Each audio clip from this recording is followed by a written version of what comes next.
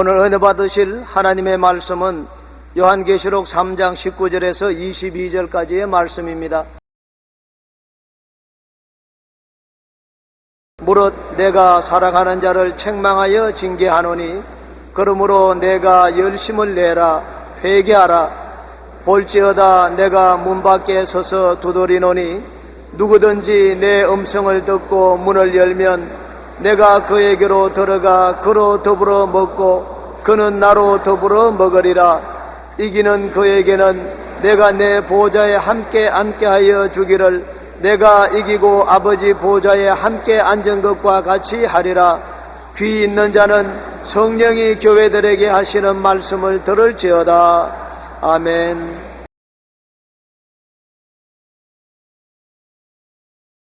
저는 오늘 여러분과 더불어 이제랴 어찌 우리 이날을 이 제목으로 말씀을 나누고자 합니다. 그때는 1950년 6월 26일 월요일날 아침이었습니다. 그 당시에는 중산층에도 라디오가 없었어요. 그렇기 때문에 뉴스라는 것은 오직 신문을 통해서만 볼 수가 있었습니다. 저희는 부산진에서 기차를 타고 동네까지 와서 기차역에서 내려서 학교로 걸어갔습니다. 그때는 학교 학제가 중학교 1학년에서 6학년까지였어요. 1학년 때는 내내 격려만 하고 다녔습니다. 그러다가 제가 2학년에 올라오니까 꼬마 1학년들이 격려를 붙여주니까 기분이 무척 좋았습니다. 아주 상쾌한 기분으로 학교에 들어왔는데 우리 2학년 일반 교실은 별관에 있어서 수풀이 우거지고 꽃들이 둘러싸여서 향기롭고 좋은 곳이었습니다. 너무나 기분이 좋고 기뻐서 교실에 들어가서 책가방을 내려놓는데 비상이 왔습니다.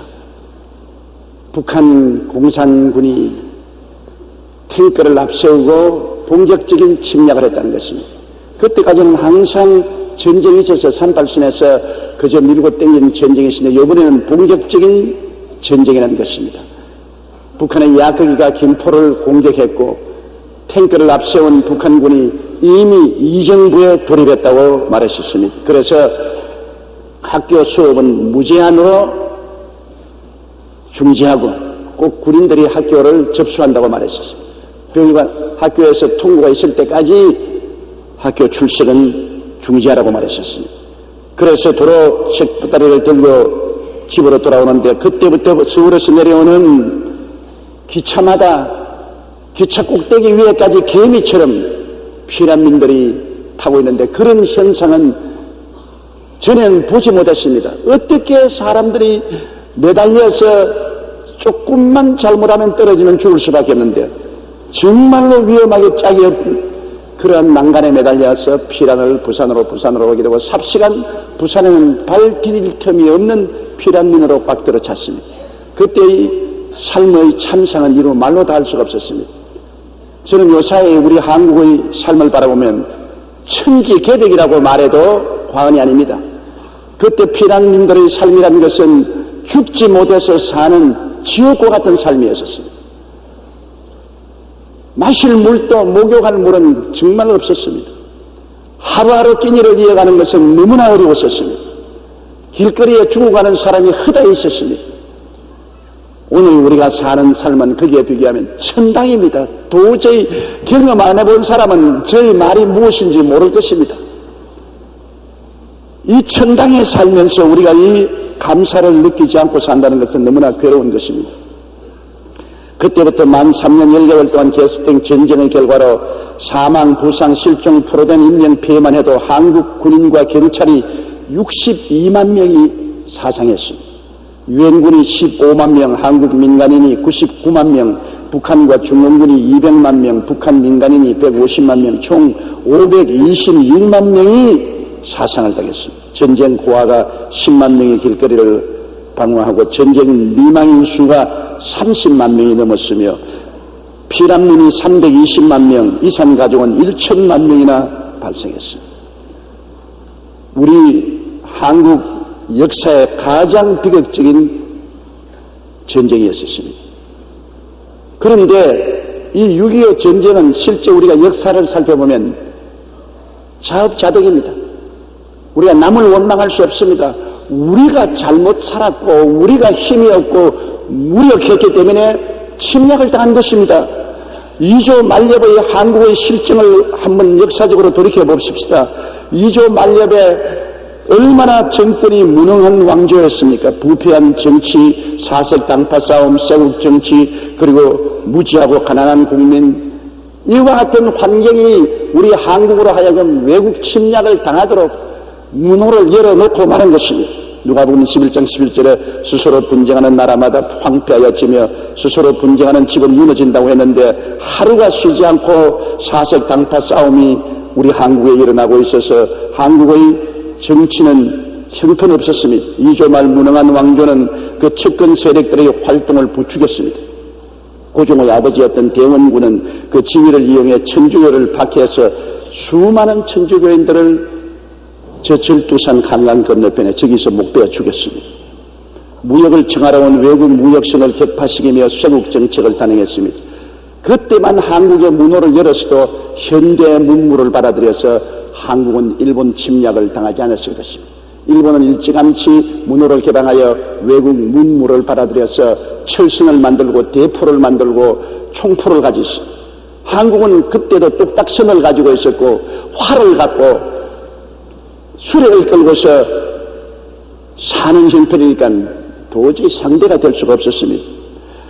대원군이 쇄국 정책을 강행해서 외국의 문물을 차단하고 이로 말미암아 우리 한국의 문호를 개방하라고 온 외국과 싸워서 병인 양요, 신민 양요가 일어나 나라가 혼란에 빠졌습니다.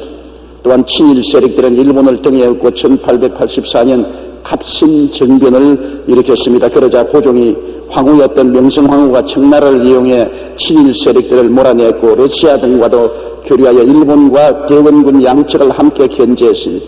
일본은 이 양심을 품고 1895년 명성황후를 시해한 을미사변을 일으켰습니다. 러시아를 추종하는 무리들 역시 을미사변을 기회로 삼아 1년 뒤 두려움에 떨고 있는 고종을 러시아 공간으로 옮기는 악한 파천을 당했습니다. 아예 나라가 엉망이었습니다. 혼돈에 혼돈을 거듭했습니다. 고종이 나라를 다스리는지 대원군이 나라를 다스리는지 그렇지 않으면 명성왕후가 나라를 다스리는지 알 수가 없었습니다. 한마디로 고종은 아버지와 아내 신하들의 틈바구니에 이러지도 저러지도 못하는 무능함을 여실히 드러냈습니다. 왕조와 정치권의 부패는 국민들을 분노로 몰아넣었습니다. 이어 1860년 최재우를 교주로 하는 동학이 창설되었고 전국 곳곳에서 밀란이 일어났습니다.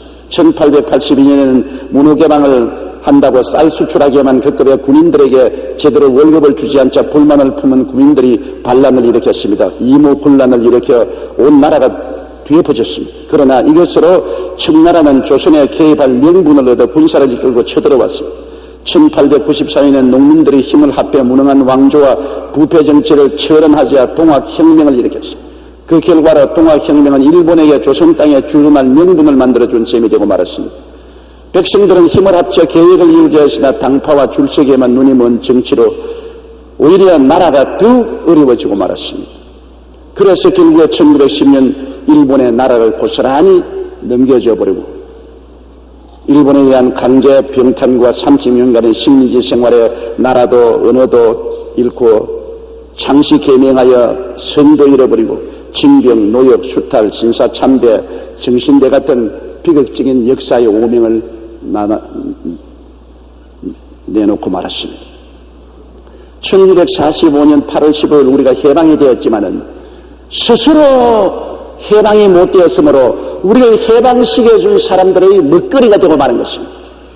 우리의 힘으로 우리가 일본의 속박에서 해방되었으면 자주 장립할 수 있었지만 연합군의 힘으로 해방이 되기 때문에 한국 땅을 미국과 소련이 38선에서 두둥강을 내버리고 마는 것입니다. 자율권이 상실되고 우리는 강대국의 운명의 손에 맡겨주고 마는 것입니다. 그리고 그 당시에 소련과 미국의 공산주의와 자유민주주의의 대결장이 된 38선이었습니다. 최냉전의 최전선이었습니다. 그 결과 전쟁은 불을 본 듯이 뻔합니다. 소련은 한반도를 적화하려고 스타린이 북한을 완전 무장시켰고 한국은 큰 혼란에 빠져 있었습니다. 그 당시에 한국의 우익과 좌익의 충돌, 그리고 노동운정의 혼란, 사회적인 고통과 괴로움, 양식의 부족, 그것은 도저히 필설로 형용할 수 없습니다. 전쟁은 불보듯이 오게 돼 있었습니다. 그래서 남침은 이루어졌고 한국은 역사의 기록에 찾아볼 수 없는 비극을 체험하게 된 것입니다. 그러나 그와 같은 와중에서도 하나님이 보호하사 우리나라 만세, 하나님이 개입 안 했으면 우리 대한민국은 지금 존재하지 않습니다. 우리는 벌써 공산화되고 노예화되고 말았을 것입니다. 우리 애국가 중에 하나님이 보호하사 우리나라 만세, 이 구절에 들어간 것 아무리 생각해도 희한한 일입니다. 우리나라가 기독교 국가도 아니고 원래부터 하나님을 섬기는 나라도 아니었는데 하나님이 섭리하셔서 애국가를 작성할 때 하나님이 보호하사 우리나라 만세를 내어놓았기 때문에 오늘날 누구든지 우리 국민은 다 한 번씩은 기도합니다. 믿는 사람도 안 믿는 사람도 다른 종교를 믿는 사람도 하나님이 보호하사 우리나라 만세 한 번은 다 입으로 시인하는 것입니다. 이것이 하나님이 우리나라와 같이 한다는 증거인 것입니다. 6.25 사변이 일어나자 미국 트루먼 대통령이 유엔 안보리에 곧장 이 사건을 회부했고 소련 대표 말리크가 불출석했습니다. 말리크가 출석했으면 유엔군이 출동할 수 없었고 한국은 공산화되었을 것입니다. 그러나 말리크가 불출석하고 한국의 출동이 결의되어서 유엔 16개국이 우리 한국에 파병되었습니다. 시편 118편 7절에 야훼께서 내 편이 돼서 나를 돕는 자 중에 계시니 그러므로 나를 미워하는 자에게 보응하시는 것을 내가 보리로다 했습니다. 여기에 하나님의 섭리를 우리가 분명히 보아야 됩니다. 1950년 6월 25일 오후 2시 미국 트루먼 대통령은 북한의 남침 소식을 듣자 이 문제를 유엔 안보리에 회부했고 뉴욕의 유엔 안보리에서는 곧장 안보리가 소집되었습니다. 당시 상임 이사국은 미국, 중국, 소련, 프랑스, 영국 총 5나라였는데 이 중에 한 나라라도 반대하면 유엔군은 파견할 수 없습니다.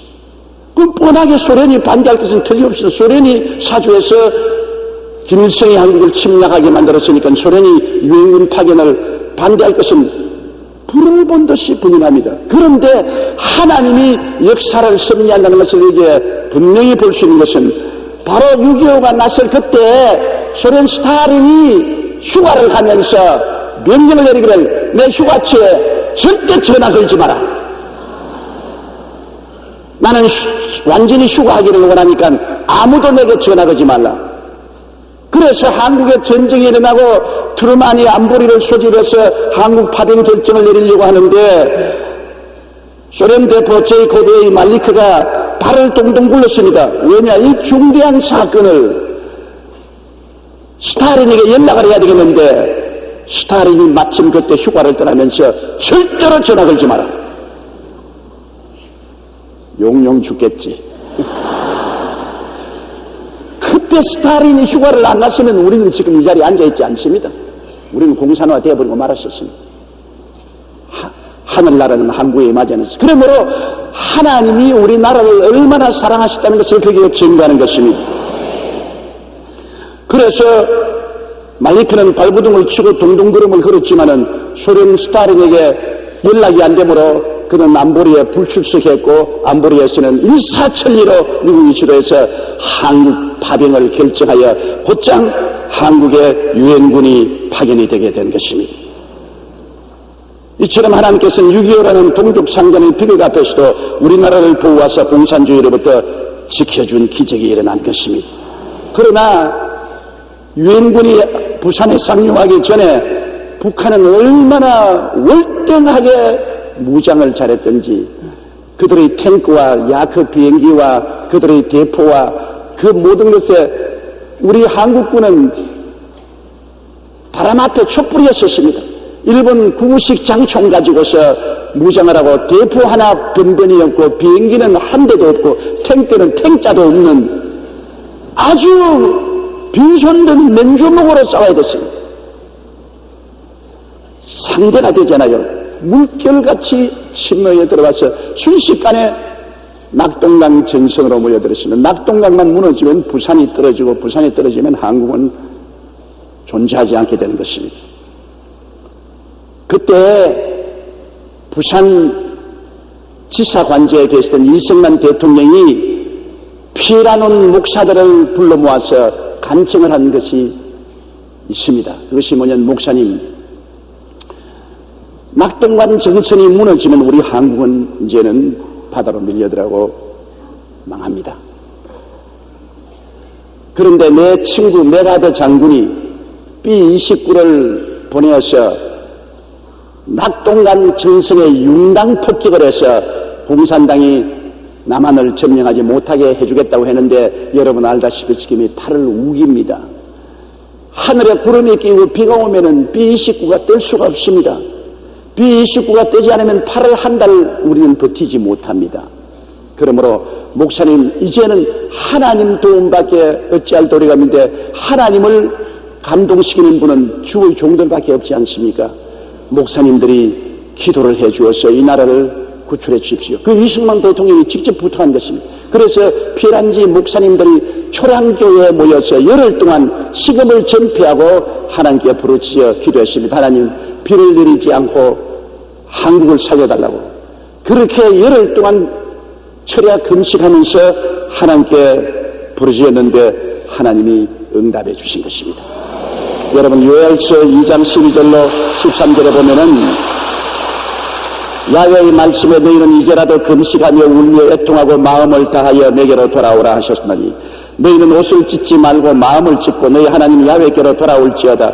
그는 은혜로우시며 자비로우시며 노하기를 더디하시며 인애가 크시사 돛을 들이켜 재앙을 내리지 아니하시겠다고 말씀한 것입니다. 그 기도회가 있은 이후로 정말 기적적으로 8월 한 달 내에 비가 안 왔습니다. 저는 그때 부산에 있었으니까 잘 알죠. 8월 한 달에 하늘이 못같이 푸르렀습니다. 비 한 방울 안 왔습니다. 이야, 내 남평생 그렇게 많은 비행기 처음 봤네. 아침 저녁으로 하늘이 B-29로 새카맣습니다. 그냥 하늘이 아니에요. 푸른 하늘에 B-29 편대가 새카맣게 낙동강 전선으로 와서 폭탄을 그냥 막 비오듯이 퍼부은 거예요. 비오듯이 퍼부었어. 저기도 날아가네요.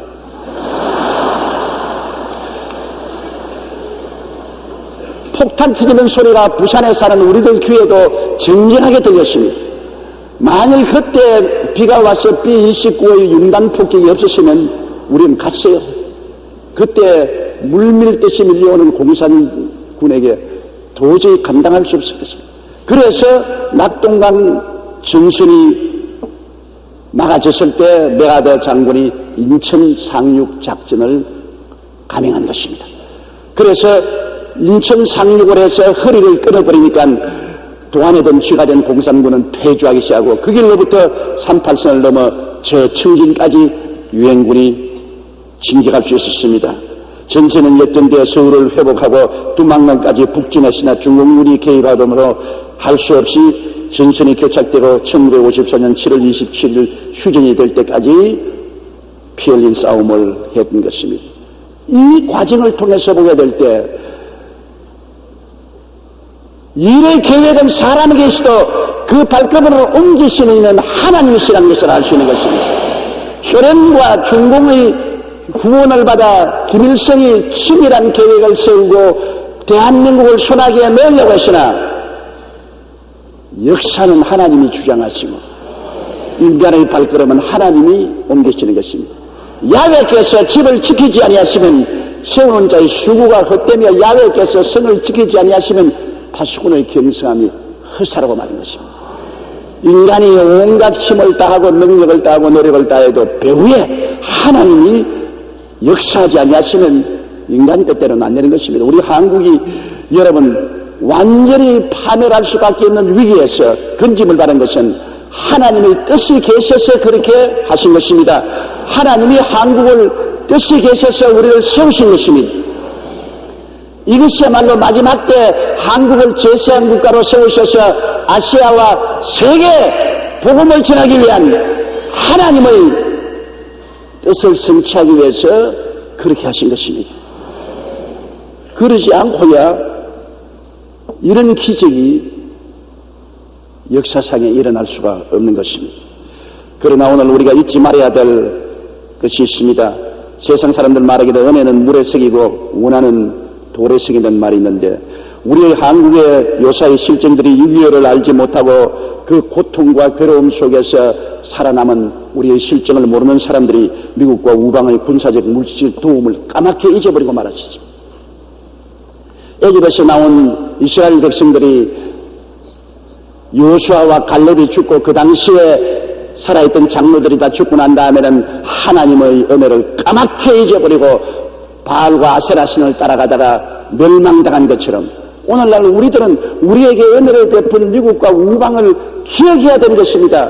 은혜를 잊어버리면 안 됩니다.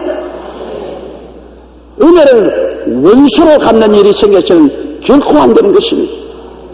그때 미국과 우방이 식량과 이복, 의약품을 원조 안 해줬으면 우리가 못 살아났어요. 그때 여러분 우리가 뭘 먹고 삽니까? 피라미드 개미 때처럼 부산으로 모여와서 아글바글 하는데 뭘 먹고 살아요? 미국에서 온 밀가루 포대, 미군 부대에서 흘러나온 꿀꿀이죽, 그 다음엔 의복, 의약품 이런 거 아니었으면 우리는 다 죽었습니다. 그때 상황이란 말로 다 할 수가 없어요. 여러분 우리가 지금 아무리 입술로 설명해봐도 얼마나 그때 상황이 위급하고 비극적이었다는 것을 설명할 수 없습니다. 사람들이 사는 것은 전부 산만대에 올라가서 여우굴처럼 굴을 파고 미군 부대에서 나오는 양철이나 박스로서 덮어서 비와 추움을 가리우고 사는 형편이었습니다. 사람들이 너무나 많이 굶어 죽고 병들어 죽기 때문에 사람 죽는 것이 별로 신통하지 않았습니다. 그러한 상황에서 오늘날 우리가 살게 된 것은 첫째 하나님의 은혜요, 둘째는 미국과 우방의 식량과 이복, 의약품 원조 때문에 그렇게 된 것입니다. 그리고 그 어려운 시기에도 우리에게 가장 가까이 미국이 있기 때문에 심적인 의지와 희망이 있었습니다. 미국이 우리를 도와주기 때문에 우리는 살 수 있다. 그때는 미국이 천당인 줄 알았습니다. 요새는 가보니까 별 볼 일 없지만은 천당 같아요. 그때는. 난 이번에도 뉴욕 가서 느꼈습니다. 뉴욕이 미국의 최대 도시 아닙니까? 뉴욕에 가서 그 거리를 걸어봐도 심상해요. 왜? 우리 한국과 별 차이가 없습니다. 그처럼 우리가 발전을 했다는 것입니다. 그러나 그 당시에 6.25 때는 밑자만 불러도 자다가 깨어나는 것입니다. 얼마나 물자가 풍부하고 우리에게 도움을 주고 혜택을 주는 것이라 미국 사람에게 쪼그레뜨 하나 주인감 하나 안 받아먹은 사람이 없으며, 우리가 미국의 밀가루 의복을 먹고 안 입어본 사람 없으며, 군대 부대에서 나오는 꿀꿀이 죽 안 먹은 사람 누가 있습니까? 그래서 도움을 받고 심적으로 의지하고 희망을 가졌으며 한국의 재건의 기본적인 원조가 되었습니다. 한국 같은 망한 나라를 누가 도와줍니까? 8.15 해방 이후 미국은 지속적으로 한국을 원조했습니다. 한국은행에서 발행한 경제통계연보를 보면 1945년 6월 25일 발발 전인 1950년까지 미국은 우리나라의 금액으로 따지면 약 5억 8,400만 달러를 원조했고, 전쟁 이후 1965년까지 약 33억 달러나 원조해 주었습니다. 미국은 우리에게 군사적, 물질적인 원조를 해주어 한국 재건의 기초를 만드는 것입니다. 소도 언덕이 있어야 문제된다고. 아무 도움 없이 우리 한국이 어떻게 일어납니까? 한국에서 생산한 모든 물건은 미국에서 관세를 받지 않았습니다. 그대로 그냥 들어가서 팔아게 해서 돈을 벌게 만들어 주었어요. 우리의 삶의 기본적인 터전은 미국이 도와준 것입니다. 우리 그걸 잊지 말아야 됩니다. 우리의 후손들도 받은 은혜는 잊지 말아야 돼요. 은혜를 원수로 갚으면 절대로 복을 받지 못합니다.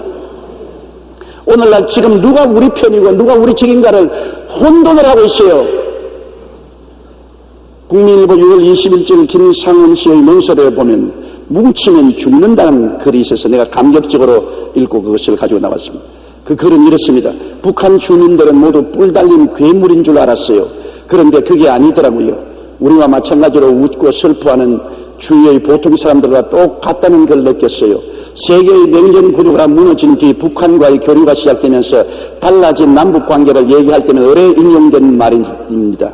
최근 남과 북이 뭉치면 죽는다는 책을 낸 박성조 독일 베를린 자유대학 교수 등 서울대 행정대학원 통일정책연구팀은 통일 독일의 경험을 토대로 남북 간의 상황을 고찰한 주장은 이와 같습니다. 체제와 이념 앞에 막역한 동족 개념은 얼마나 허망한가. 오늘날 동수독 사람들은 통일 후 엄청난 비용과 노력을 쏟아부었음에도 동화되지 못한 채 서로 비난하면서 우리는 같은 민족이 아니다고 푸념합니다. 마찬가지로 남북한은 같은 민족이라는 상징만 존재할 뿐 가치관과 체험 등에서 어떤 공감대도 없습니다. 언어와 외모를 빼면 같은 점이 거의 없습니다. 이런 이질성을 무시하고 같은 동족이니까 무조건 통일해야 한다, 뭉쳐야 한다는 주장은 함께 죽자는 얘기일 뿐인 것입니다. 북한은 자꾸 말합니다. 민족끼리 하나 되자, 비료 내놓아라. 민족끼리 하나 되자, 돈 내놔라. 민족끼리 하나 되자, 도와달라. 얼마나 여러분 민족끼리 하나 되자는 말이 거짓말이고 엉터리인 것을 알아야 돼요. 왜냐? 오늘날의 시대는 민족이나 혈족이라는 것이 의미가 없습니다. 왜? 같은 민족인데도 한 병사가 자기 동료 8명을 총으로 쏘아 죽였지 않습니까? 이해가 틀리면 아버지가 자식을, 자식이 아버지를 죽이는 시대에 민족과 혈통이라는 의미가 없습니다. 사상이 같아야 함께 살아갈 수 있는 것입니다. 사상은 민족과 혈족보다 앞서는 것입니다. 북한이 민족이면 왜 6.25 사변 때 내려와서 그렇게 많은 동족을 살상하고 죽였습니까? 사상이 같으면 민족이 같지 않더라도 함께 살아갈 수 있고 동맹을 하고 살아갈 수 있지만은 사상이 틀리면 아무리 민족이고 혈족이라 해도 물고 찢고 싸우고 죽이는 것입니다. 그렇기 때문에 우리가 민족끼리라는 말은 너무나 허구한 말에 불과한 것입니다. 그 말에 속아 넘어가면 안 됩니다. 민족끼리 하나 되자고 하면서 웃음을 웃고 입에 뻗어버린 말을 하면서 포켓도에는 총과 원자탄이 들어있습니다. 총과 원자탄을 포켓도에 넣고서 민족끼리 하나 되자, 우리 함께 살자. 어떻게? 종이 되라는 것입니다. 노예가 되라는 것입니다. 여기에 현혹되어서는 안 되는 것입니다. 여러분, 민족끼리 하나가 되려면 사상이 하나가 돼야 되고 문화가 하나가 돼야 되는 것입니다. 그렇게 간단한 문제가 아닙니다. 6.25 사변 난 지 55년 동안 북한과 우리는 같은 언어와 같은 혈색을 가졌지만은 속 사람은 완전히 달라졌습니다. 공산주의 체제 속에서 김일성, 김정일이 민족이 되었지 대한민국과 같은 우리와 같은 사람이 아닙니다. 사상이 다르고 체제가 완전히 다릅니다. 하나가 된다는 것은 허구인 것입니다. 정신 차려야 돼요. 우리가 이 말을 같이 대고 휴전선을 같이 하고 있으니 북한에 굶으면 우리가 협조하고 인류의 동포회로 가지고 도와줘야 돼요. 쌀도 보내는 것 좋아요. 비료 보내는 것도 좋아요. 그러나 민족이니까 한 이름으로 우리 전부 다 무장해버리고 을사한자 그러고 나면 그 다음에는 포켓도에 감춰놓던 총과 원자탄 내놓고 이놈아 너희들 전부 우리 종대라. 그렇게 하는 것입니다. 북한 공산주의자들이 적화 통일을 하겠다는 야욕은 절대로 변하지 않았습니다. 북한이 존재하는 이상 적화 통일은 변화되지 않습니다. 왜? 그들의 사상이 그 의식이기 때문에 그 사상을 이루기 위해서 상황이 나쁘면 웃고 상황이 좋으면 주먹쥐고 항상 그렇습니다. 우리는 거기에 경계를 게을리해서는 결코 안 되는 것입니다. 북한은 원자탄을 가졌다고 공공연히 주장을 합니다. 원자탄 가졌다고 합니다. 그런데 원자탄 안 가졌다고 변명해 주는 것이 우리 정부입니다. 우리 정부가 미국과 세계에서 안 가졌다. 북한 원자탄 안 가졌다. 그거 확인되지 않은 사실이다. 그건 실제 안 그랬다. 그런데 북한은 가졌다. 우리 텔레비에서 우리 가졌다. 북한이 가졌다고 하는데 왜 우리나라가 앞장서서 안 가졌다고 앞을 쓰고 뒤를 쓰고 변명을 합니까?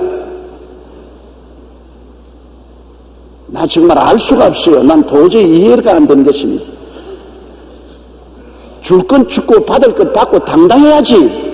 왜 무릎을 꿇고 끌려서 끌려 들어가고 애걸복걸 사정을 합니까? 마귀하고 대화와 타협이 안 됩니다, 여러분.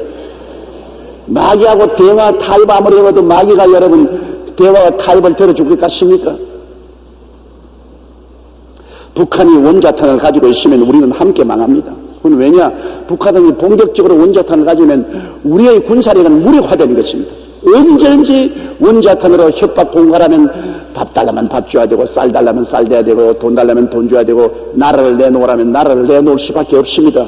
원자탄의 그 위력 앞에 우리 한국의 모든 무장은 해제되어 버린 것입니다. 또 일본이 가만히 있습니까? 일본이 순식간에 핵무장을 하게 되는 것입니다. 우리는 그러므로 북한의 핵에 압박을 당하고 일본의 원자핵에 위협을 당하고 온 아시아가 핵무장의 바람이 휘몰아올 것이요, 미국이 그거 보고 가만히 있을 것입니까? 반드시 미국은 응징을 하고 한국은 불바다가 되고 한국은 망하고 말 것입니다. 북한이 원자탄 가지는 것 절대로 허락하면 안 됩니다. 그것이 우리 남북한 동시에 자멸을 초래하고 마는 것입니다. 우리가 살아갈 길은 미국과의 동맹을 굳건히 해야 됩니다. 미국 물러가라고 큰 소리 하는데 그런 소리 해서는 결코 살아남지 못합니다. 경제적으로도 살아남지 못하지만 군사적으로 살아남지 못합니다. 우리 한국의 반만년 역사 중에 중국이 언제 우리를 감싸주고 돌봐줍니까? 항상 역사적으로 중국은 우리를 속국으로 삼아서 우리에게 온갖 고통과 괴로움을 끼쳤는데 이제 와서 중국을 끌어안고 중국에 빌빌댄다고 우리가 살아날 길이 있는 줄 압니까? 피를 흘린 같은 동맹국과 우리가 같이 해야 되는 것입니다. 6.25 때 한국에 파병한 유엔 16개국은 미국, 영국, 호주, 네덜란드, 카나다, 뉴질랜드, 프랑스, 필리핀, 터키, 대만, 그리스, 남아공화국, 벨기에, 룩셈부르크, 콜롬비아, 에티오피아, 노르웨이 등인 것입니다. 유엔군 파병 수는 약 35만 명인데 그 사상자 수는 15만 4,881명입니다.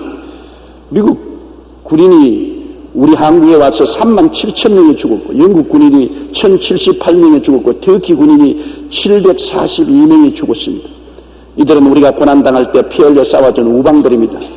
국민일보에 난 한 터키 참전 용사의 말에는 3개월간 군화도 못 벗고 싸워 양말이 썩기도 했지만 한국의 공성말을 막아야 한다는 사명감으로 싸웠다고 말했습니다. 이러한 분들하고 우리가 손을 잡고 계속 나가야죠. 우리와 함께 목숨을 바치고 피를 흘려준 사상이 같은 동맹, 그들이 우리의 동맹인 것입니다. 이걸 잊지 말아야 돼요. 우리가 역사적인 비극을 막기 위해서는 그러므로 과거를 돌아다보고 정치가 잘 때야 나라가 삽니다. 뭐 정치가 어떻게 됐는데 우리 상황이 뭐냐? 그렇지 않아요. 정치가 잘 때야 나라가 살아요. 꿈과 지도력이 있는 정치인들이 일어나야 돼요. 우리 국민에게 희망을 주고 꿈을 주고 잘 살 수 있도록 이끌어가는 정치인이 들어와야지 밤낮으로 싸움만 하고 당리당략만 추구하는 옛날에 2조 말에 우리 한국이 망할 때와 같은 그런 상황을 연속한다면 우리에게는 희망이 없는 것입니다. 정치인들이 정말 애국애족하는 정치인들이 되어야 돼요. 나라와 민족의 미래를 생각하고 정말 나라와 민족을 사랑하는 정치인이 돼야죠. 부정부패가 없는 정치들이 됩니다. 정치적인 야망을 가지고 부정부패를 일삼고 정권을 통해서 부정부패를 계속한다면 국민들은 낙심하고 나라는 망하게 되는 것입니다. 우리 국민들도 현명해야 돼요. 나라와 민족을 사랑해서 우리가 국회의원을 뽑든지 대통령을 뽑든지 정말 나라와 민족을 이끌어갈 사람을 선택해야지. 전라도기 때문에 찍자, 경상도기 때문에 찍자, 젊은 사람들에게 찍자, 나이 먹은 사람에게 찍자, 이렇게 해서는 결코 안 됩니다. 그러면 나중에 그 결과는 우리가 걸머져야 되지 않습니까? 우리가 경상도든 전라도든 젊은 사람이든 늙은 사람이든 할 것 없이 정말 나라와 민족을 사랑하고 애국애족하고 국민에게 꿈과 희망을 주는 사람을 우리 정치 지도자로 세워야 되는 것입니다. 이럴 정도로 국민이 현명해져야 돼요.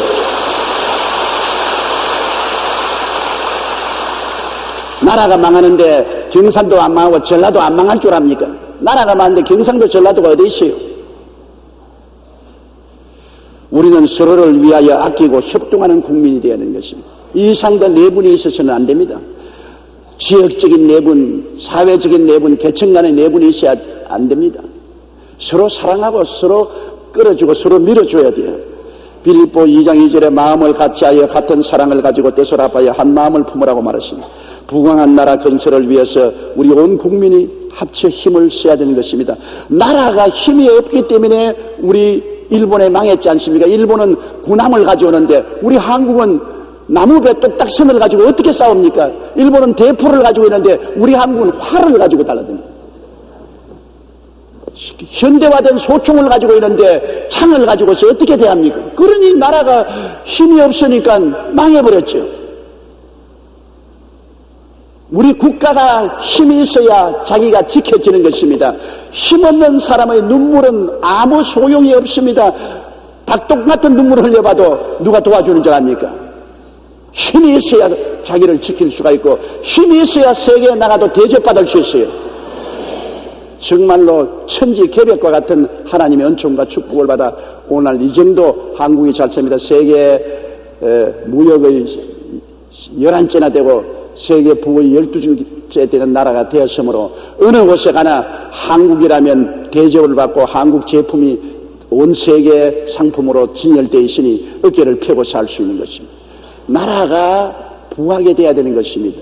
나라를 가난하게 만들고 국민들이 못 살게 해버리면 이 나라는 쉽게 무너지는 것입니다. 더구나 우리 한국의 정신적인 내용을 제공하는 교회가 빛과 소금이 되어야 되는 것입니다. 교회가 우리 한국 중심에 우뚝이 확실하게 서야 돼요. 마태복음 5장 13절로 14절에 너희는 세상의 소금이니 소금이 만일 그 맛을 잃으면 무엇으로 짜게 하리요? 후에는 아무 쓸데없어 다만 밖에 버리어 사람에게 밟힐 뿐이니라. 너희는 세상의 빛이라 산 위에 있는 동네가 숨기우지 못할 것이라. 교회는 빛으로 우리의 사회를 정하게 하고 소금으로 정하게 하고 빛으로 우리나라가 갈 길을 밝게 비춰야 되는 것입니다. 사회의 빛이 되고 도덕적인 소금이 되고 그리고 기도하는 교회가 되어서 우리가 연합하여 기도함으로 하나님의 손길이 우리 위에서 역사하도록 해야 되는 것입니다. 역대하 20장 9절에 만일 재앙이나 난리나 견책이나 온역이나 기근이 우리에게 임하면 주의 이름이 이 전에 있으니 우리가 이 전합과 주의 앞에 서서 환난 가운데서 주께 부르짖은즉 들으시고 구원하시리라 하였나이다. 보십시오. 교회가 기도하면 하나님이 들으시고 하나님이 응답하게 되었습니다. 어제 대학로에서 모여서 우리 6.25 기념으로 성도들이 기도했는데 그 기도는 하나도 남김없이 하늘나라에 다 저금되어 있는 것입니다. 그런 기도 때문에 한국이 살아가고 있는 것입니다.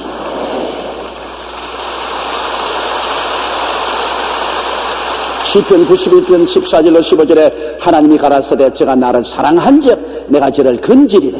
저가 내 이름을 안즉 내가 저를 높이리라. 저가 내게 간구하리니 내가 응답하리라. 환난 날에 내가 저와 같이하여 저를 건지고 영화롭게 하리라. 내가 장수함으로 만족해하며 나의 구원으로 보이리라고 말씀한 것입니다. 그러니 우리가 합쳐서 하나님을 사랑하고 하나님의 이름을 높이면 하나님이 우리를 건지고 우리를 높여주는 것은 마땅한 일인 것입니다. 우리 한국에 희망이 있다는 것은 한국에 1200만 성도가 있고 5만 교회가 있고 10만 주의 종이 있다는 이것이 우리 한국의 최후의 보루요 한국의 가장 큰 희망인 것입니다. 사람들은 한국을 바라볼 때 한국의 교회를 계산에 안 넣지만은 그들이 정말 잘못한 것입니다. 예수님이 광야에 나갔을 때 남자만 5,000명 부녀자 기만 명이 왔을 때 그들을 먹을 것을 주라고 했으나 빌립은 깨도 늦었고 돈도 없고 음식 살 것도 없으니 못 먹인다고 했으나 거기에 안드레는 광야에 때가 늦고 돈도 없고 음식 살 것이 없어도 예수님이 계신 것을 계산에 넣었습니다. 그러니까 그들을 다 먹이고 12바구니 남았죠. 오늘날 우리 한국에 여러 가지 어려운 여건이 있어도 우리가 알 것은 한국에 예수님이 계십니다. 한국이 광야같이 되어도 이곳에 예수님이 계시고 우리가 예수님을 계산하고 예수님을 사랑하고 예수님을 높이면 예수님이 우리를 건져주시고 예수님이 우리를 높여주시는 것입니다. 하늘과 땅의 모든 권세를 내게 있다고 주님께서 말씀하셨으니 주께서 문을 열면 닫을 자가 없고 닫으면 열 자가 없는 것입니다. 그러므로 한국에 소망이 있는 것은 한국에 주님이 계시기 때문인 것입니다. 주님의 몸된 교회가 있고 주님의 백성들이 있고 주님의 종들이 있기 때문에 한국에 소망이 있습니다. 그렇게 호락호락 이제 한국이 옛날 6.25처럼 넘어가지는 않을 것입니다. 우리는 하나님의 은혜로 불사조처럼 6.25의 잿더미 위에서 오늘을 건설하게 되었습니다. 수많은 정치, 군사, 경제적 위기를 극복할 수 있었던 것은 오직 하나님의 은혜 때문입니다. 우리는 다시는 6.25와 같은 민족적 비극을 당하지 않도록 정신을 차리고 깨어서 주님을 섬기며 기도하게 되시기를 주님 이름으로 축원합니다. 다 같이 거기서 기도드리겠습니다. 사랑이 많으신 우리 하나님 아버지, 6.25의 전쟁을 생각하면 몸서리가 납니다. 그러나 오늘 우리의 삶을 바라볼 때 천지개벽의 은혜를 얻었습니다. 불과 55년 만에 이렇게 달라질 수가 있습니까? 이렇게 잘 살 수가 있습니까? 이렇게 영광스러울 수가 있습니까? 하나님이 같이 안 하고야 이런 기적이 일어날 수가 없습니다. 그때 와서 우리나라를 도와준 여러 나라보다 우리가 더 잘 살게 되었으니 아버지의 기적을 감사합니다. 이것을 기억하고 감사하게 도와주시옵소서. 이렇게 우리를 도와준 나라들을 감사하게 생각하게 하여 주시옵소서. 하나님 아버지여, 이 땅이 불과 55년 만에 폐허에서 이렇게 강성에 잘 사는 나라가 된 것도 감사한데 나중에 천당에 가면 얼마나 천당이 좋겠습니까? 도저히 말로서 표현할 수 없는 아름다운 천국이 우리에게 예비되어 있으니 우리 예수 믿는 사람들 너무나 감격하고 감사하지 아니할 수 없습니다. 하나님 아버지, 그러므로 깨어 기도하고 하나님을 섬기고 이 땅에 살 동안에도 주님과 같이 살고 이 땅을 떠날 때에도 다 그 영광스러운 주님이 예비한 천국에 들어가게 하여 주시옵소서. 예수님 이름으로 기도드리옵나이다.